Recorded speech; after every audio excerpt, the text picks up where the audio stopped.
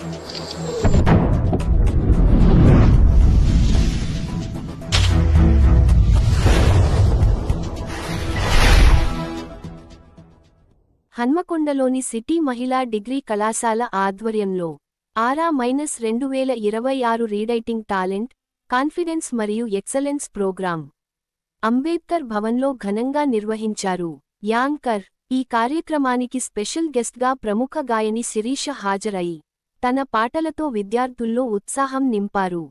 కార్యక్రమంలో విద్యార్థినులు నృత్యాలు, సాంస్కృతిక కార్యక్రమాలతో సందడి చేశారు. వేదికపై ప్రదర్శించిన ప్రతిభకు అతిథులు, అధ్యాపకులు అభినందనలు తెలిపారు.